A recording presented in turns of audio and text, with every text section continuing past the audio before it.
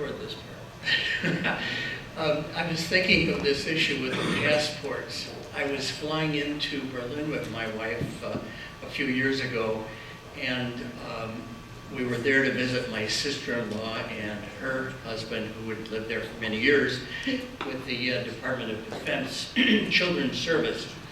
And in my excitement, I left in her, I went out to see her, hugged her and so forth, not realizing I'd left all my luggage back here. Now, it's totally impossible in Germany, carry over from the war, I guess, to turn around and go back and get that luggage. It took me a week to get my luggage back, so be sure to watch your passports. The Illinois report should be given by a new chairman, but he's on his way back to the Chicago area. Excuse me. But he did give me his notes.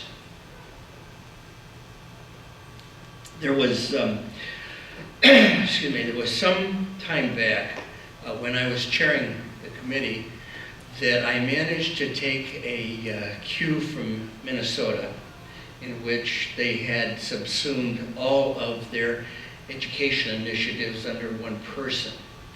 And at that time, I imperially took on myself the title director of Masonic education, and I had a variety of committees under me. And it worked beautifully for several years. Since that time, as all things change and fall apart and so forth, they're back to this leadership group is doing this, another appended body is teaching wardens and that kind of thing. The left hand doesn't know what the right's doing. So what we have done in the Committee on Masonic Education is focus on education of new Masons. We've done that now probably for 10 or 12 years.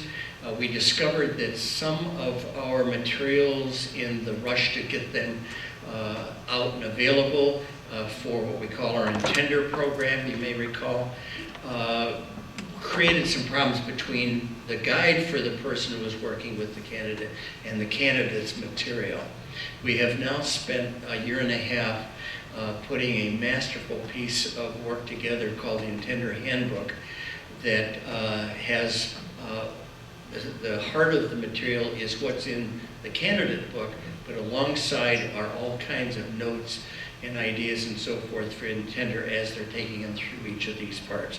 So that was one of the main initiatives, and it's now out. Interestingly, we have over the last few years, and maybe my 20 years of pushing, managed to slide the power and the value of Masonic education up somewhat closer to the ritual folks. We're not anywhere close to equal, but up a little, so that we now find Grand Masters coming in that right off the bat, Masonic education is going to be a critical part of their 2 years in Illinois. So we now have deputies who are required to appoint district education officers, and then on down into the lodges.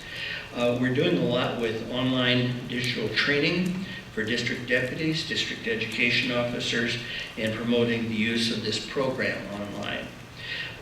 The work continues to digitize presentations for our candidates as well, not unlike Iowa's really fine mentoring program. So that's what's happening according to the person now in charge.